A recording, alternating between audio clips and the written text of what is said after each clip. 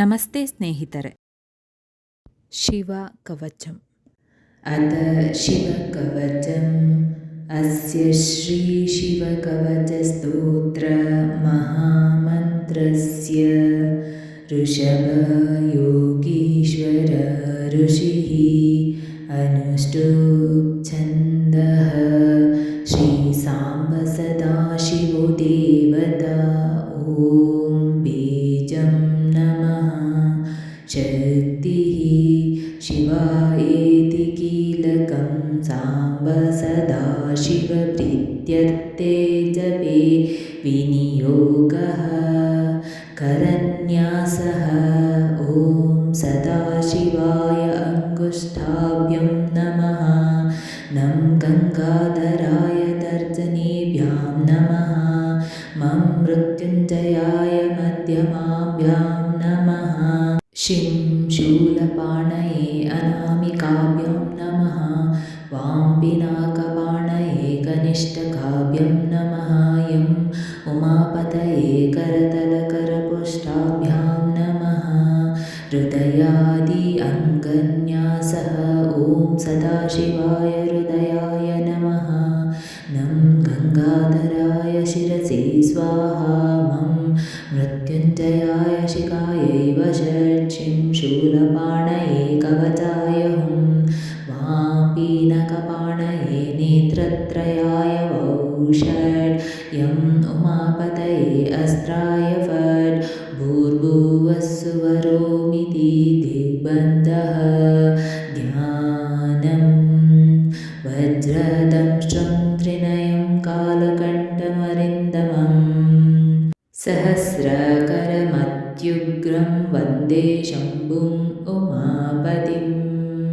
रुद्राक्षकङ्कणालसत्करदण्डयुग्मः पालान्तरलसितभस्मद्धृतत्रिपुण्ड्रः पञ्चाक्षरं परिपठन् वरमन्त्राराजं ध्यानं सदा पशुपतिं शरणं वज्जेतः अथ परं सर्वपुराणगुह्यं निशेष पापौघहरं पवित्रं जयप्रदं सर्वविपष्टमोचनं वक्ष्यामि शैवं कवचं हिताय ते पञ्चपूजलं पृथिव्यात्मने गन्धं समर्पयाम्यहं आकाशात्मने पुष्टै पूजयामि यं वायात्मने धूपम् अग्रापयाम्यहम् अग्र्यात्मने दीपं दर्शयामि वं अमृतात्मने अमृतं महानैवेद्यं निवेदयामि संसर्वात्मने सर्वोपचारपूजं समर्पयामि मन्त्रऋषभ उवाच नमस्कृत्य महादेवं विश्वव्यापिनमीश्वरं वक्ष्ये शिवमयं वर्म सर्वरक्षाकरं नृणां शुचौ देशे समास्विनो यथावत्कलिपतासनः जितेन्द्रियो जितप्राणश्चिन्तयेच्छिवमव्ययम् हृत्पुण्डरीकान्तरसन्निविष्टं स्वतेजसा व्याप्तनभोऽवकाशम् अतीन्द्रियं सूक्ष्ममनन्तमाद्यं ध्यायेत्परानन्दमयं महेशं ध्यानावधूताखिलकर्मबन्धश्चिरं चिदानन्दनिमग्नचेतः षडक्षरन्याससमाहितात्मा शैवेन कुर्यात् कवेचन रक्षां मां पातु देवो किल देवतात्मा संसारकूपे पतितं कबीरे तन्नामदिव्यं वरमन्त्रमूलं धुनोतु मे सर्वमगं हृदिस्थं सर्वत्र मां रक्षतु विश्वमूर्तिज्योतिर्मया नन्दगणाश्चिदात्मा अणोरणीयानुरुशक्तिरेकः स ईश्वरः पातु भयादशेषात् यो भूस्वरूपेण बिभर्ति विश्वं पायस भूमेर्गीषु शोष्ठमूर्तिः योपां स्वरूपेण नृणां करोति संजीवनं सोऽवतु मां जलेभ्यः कल्पावसाने भुवनानि दग्ध्वा सर्वाणि यो नृत्यति भूरिलीलः सकालरुद्रोऽवतु मां धवाग्ने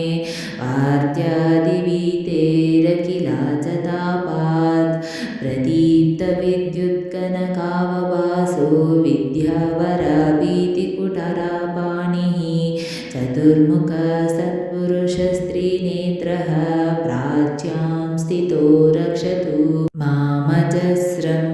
कुटारकेटाङ्कुशपाशशूलकपालपाशाक्ष गुणान्तदानः चतुर्मुखो नीलरुचिस्त्रीनेत्रः पायादकोरुदिशि दक्षिणास्यां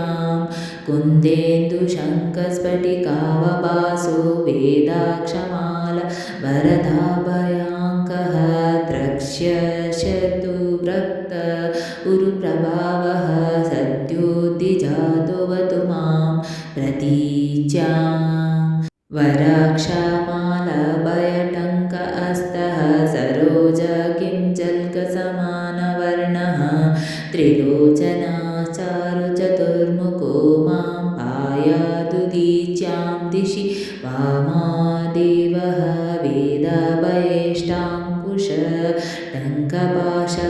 वेदाभयेष्टाङ्कुशटङ्कपाशकपालडाक्षरः शूलपाणिः सितद्युतिः पञ्चमुखोऽवतान्मीशान ऊर्ध्वं परमप्रकाशः मूर्धानमाव्यान्मः चन्द्रमौलिः पालं वमाव्यादतपालनेत्रः नेत्रे वमाव्याद्भगनेत्रहारिणासां सदा रक्षतु विश्वनाथः पायाश्च्युति मे श्रुतिगीतकीर्तिः कपोलमाव्यात् सततं कपाली वक्त्रं सदा रक्षतु पञ्चवक्तो दिवां सदा रक्षतु वेदजिह्वः कण्ठं गिरीशोऽवतु नीलकण्ठः पाणिद्वयं पातु पिनाकापाणिः दूर्मूलमाव्यान्मधुधर्मबाहु वक्षस्थलं दक्षमकान्तकोऽव्यात् ममोदरं पातु गिरिध्रधन्वः मध्यं ममाव्यान्मदनान्तकारी हेरम्बतातो मम पातु नाभिं पायात्कटिं दूर्जटिरीश्वरो मे ऊरुद्वयं पातु कुबेरमित्रो जानुद्वयं मे जगदीश्वरो व्यात् जङ्घायुगं पुङ्गवकेतुरव्यद्भदौ ममाव्यातुत्तरवन्द्यपादः महेश्वरः पातु दिनादिया मे मां मध्ययामेवतु वामदेवः त्रिलोचनः पातु तृतीयया मे वृषध्वजः पातु दिनान्त्यया मे पायानीषादौ शशिशेखरो मां गङ्गाधरो रक्षतु मां निशेते गौरीपतिः पातु निशावसाने मृत्युञ्जयो रक्षतु सर्वकालम् अन्तः स्थितं रक्षतु शङ्करो मां स्थाणुः सदा पातु बहिः स्थितं मां तदन्तरे पातु पतिः पशुषूणां सदाशिवो रक्षतु मां समन्तात् तिष्ठन्तमाव्यदु वनैकनाथः पायद्रजन्तं प्रमथादिनाथः वेदान्तवेद्योऽवतु मां निषण्णं मामव्यः पातु शिवः शयानं मार्गेषु मां रक्षतु नीलकण्ठः शैलादिदुर्गेषु पुरत्रयारिः अरण्यवासादिमहाप्रवासे पायानृगव्याध उदारशक्तिः कल्पान्तकालोग्रपटुप्रकोपः स्फुटाढ्य मन्दहासोच्चलिताण्डकोशः घोरारिसेनार्णवधूनिर्वारमहाभयाद्रक्षतु वीरभद्रः पत्यश्वमातङ्गरतावरुदिनी सहस्रलक्षायुधकोटिभीषणम् अक्षौहिणीनां शतमाततायिनां चिन्त्यान्मडो घोरकुटारधारय निहन्तु दस्युण्डयानलार्चिद्वलत्तिशूलं त्रिपुरान्तकस्य शार्दूलसिंहक्षरुत्खादिंस्रां सन्त्रासयद्विषदनुः पिनाकः दुःस्पन्नदुष्यकुनदुर्गतिदौर्मनस्य दुर्भिक्षदुर्वसनदुत्सहदुर्यशांसि उत्पाततापविषभीतिमसद्ग्रहार्तिं व्याधिं च नाशयतु मे जगतामधीशः ॐ नमो भगवते सदाशिवाय सकलतत्त्वात्मकाय सर्वमन्त्रस्वरूपाय सर्वयन्त्राधिष्ठिताय सर्वतन्त्रस्वरूपाय सर्वतत्त्वविदुराय ब्रह्मरुद्रावतारिणि नीलकण्ठाय पार्वतीमनोहरप्रियाय सोमसूर्याग्निलोचनाय भस्मोद्धूलितविग्रहाय महामणिमुकुटधारणाय माणिक्यभूषणासृष्टिस्थिति प्रलयकालरौद्रावताराय दक्षध्वरध्वंसकाय महाकालभेदनाय मूलाधारैकनिलयाय तत्त्वातीताय गङ्गाधराय सर्वदेवादिदेवाय षडाश्रयाय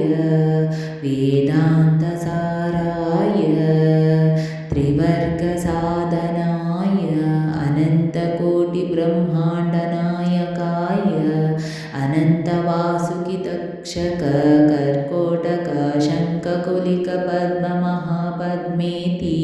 अष्टमहानागकुलभूषणाय प्रणवस्वरूपाय चिदाकाशाय आकाशदिक्स्वरूपाय ग्रहनक्षत्रमालिने सकलाय कळङ्करहिताय सकललोकैककर्त्रे सकललोकैकभद्रे सकललोकैकसंहर्ते सकललोकैकगुरवे सकललोकैकसाक्षिणे सकलनिगमगुह्याय सकलवेदान्तपारगाय सकललोकैकवरप्रदाय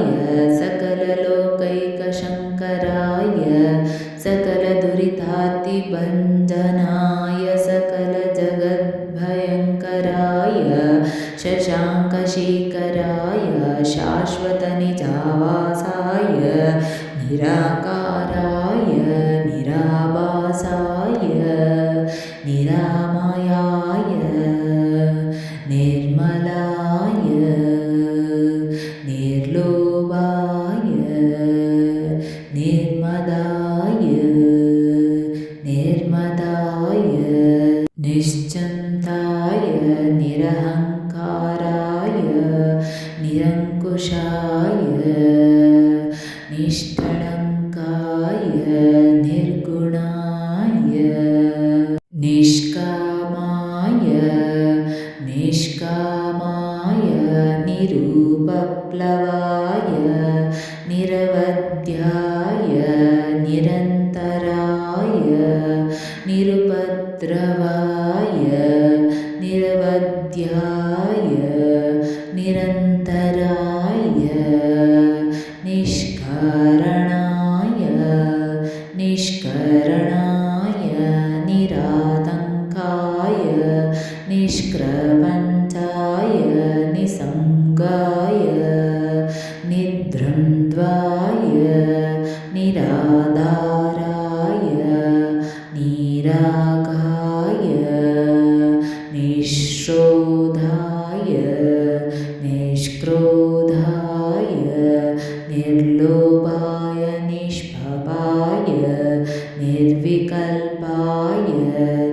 निर्भेदाय निष्क्रियाय निस्तुलाय निःसंशयाय निरञ्जनाय निरुपमाविभवाय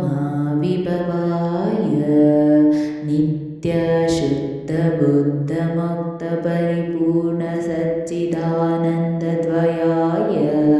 परमशान्तस्वरूपाय परमशान्तप्रकाशाय तेजोरूपाय तेजोमयाय तेजोधिपतये जय जय रुद्रमहारौद्र भद्रावतार महाभैरव कालभैरव कल्पान्तभैरव कपालमालाधर खड्गाङ्गचर्मखड्गधर पाशाङ्कुश डमरुशूलचापबाणगदशक्तिबिन्दिपालतोमर मुसलभुशुण्डिमुद्गर पाशपरिग शतघ्निचक्रध्यायुध भीषणाकार सहस्रमुखदंष्ट्राकरालवदन विकटाट्टहास विस्फाटितब्रह्माण्डमण्डल नागेन्द्रकुण्डल नागेन्द्रहार नागेन्द्रवलय नागेन्द्रचर्माधर नागेन्द्रनिकेतन मृत्युञ्जय त्र्यम्बक त्रिपुरान्तक विश्वरूप विरूपाक्ष विश्वेश्वर वृषभवाहन विषभीभूषण विश्वतोमुख सर्वतोमुख मां रक्ष ज्वल प्रज्वल महामृत्युभयं शमय अपमृत्युभयं नाशय रोगभयम् उत्सादय विषसर्पभयं शमय चोरान् मारय मम शत्रून् उच्चाटय त्रिशूलेन विधारय कुठारेण भिन्दि खड्गेन चिन्धि खट्वाङ्गेन विपोदय मम पापं शोधय मुसलेन निष्पेषय बाणैः सन्ताडय यक्षराक्षंसि भीषय अशेषभूतान् विद्रवय कूष्माण्डभूतबेताళमारिगणब्रह्मराक्षसगणान् सन्त्रासय मम हवयं कुरु नरकमहाभयान् माम् उद्धर वित्रस्तं माम् आश्वासय अमृतकटाक्षवीक्षणेन माम् आलोकय सञ्जीवय क्षुत्रुघ्नार्तं माम् आप्यायय दुःखान्तुरं माम् आनन्दय शिवकवचेन माम् आच्छादय हर मृत्युञ्जय त्र्यम्बक सदाशिव परमशिव नमस्ते नमः पूर्ववत् हृदयादिन्यासः पञ्चपूज भूर्भुवसुवरोमिति दिग्विमोकः फलश्रुतिः ऋषभ उवाच इत्येतत् कवचं शैवं वरदं व्याहृतं मया सर्वभारतभञ्जनं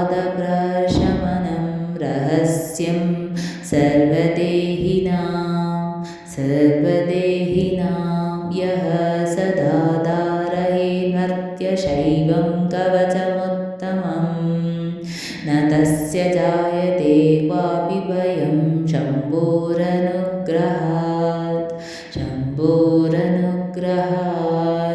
क्षीणायुमृत्युमापन्नो महारोगहतोऽपि वा सद्यः सुखमावाप्नोति दीर्घमायुश्च विन्दति सर्वदारिद्र्यशमनं सौमाङ्गल्यविवर्धनं यो दत्ते कवचं शैवं सदे वैरपी पूज्यते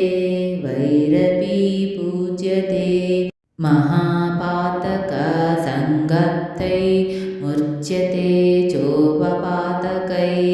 देहान्ते शिवमाप्नोति शिववर्मानुभावतः त्वमपि श्रद्धय वत्स शैवं कवचमुत्तमं धारयस्व मया दत्तं सद्यः श्रेयो यव्यापसि सूत उवाच इत्युक्त्वऋषभो योगी तस्मै पार्थिवसूनवे ददौ शङ्खं महारावं खड्गं चारिनिषूदनं पुनश्च भस्मसमन्त्य तद्धङ्गं सर्वतोत्सृशत् गजानां षट्सहस्र द्विगुणं च बलं ददौ भस्मप्रभावत् सम्प्राप्य बलैश्वर्यधृतिस्कृतिः स राजपुत्रः शुशुभे शरधर्क इव श्रिय तमाह प्राञ्जलिं भूयः स योगिराजनन्दनम् एष खड्गो मया दत्तस्तपो मन्त्रानुभावतः शितधारमिमं खड्गं यस्मै दर्शयसि स्फुटं स सद्यो म्रियते शत्रुः साक्षात् मृत्युरपि स्वयम् अस्य शङ्खस्य निहार्दं ये शृण्वन्ति तवाहितः ते मूर्छिताः पतिष्यन्ति न्यस्तशस्त्रविचेतनां खड्गशङ्खविमौ दिव्यौ परसैन्यविनाशिनौ आत्मसैन्यस्वपक्षाणां शौर्यतेजोविवर्धनौ एतयोश्च प्रभावेन शैवेन कवचेन च द्विषट्सहस्रनागानां बलेन महतापि च भस्मधारणसामर्थ्यचतुसैन्यं विजेष्यसि प्राप्य सिंहासनं पैत्रं गोप्तासि पृथिवीमिमाम् इति भद्रायुषं सम्यगनुशाससमातृकं ताभ्यां सम्पूजितः सोतयोगी सैरगतिर्ययौ इति श्रीस्कान्दमहापुराणे ब्रह्मोत्तरखण्डे शिवकवचप्रभाव वर्णनं नाम द्वादशोऽध्यायः सम्पूर्णः।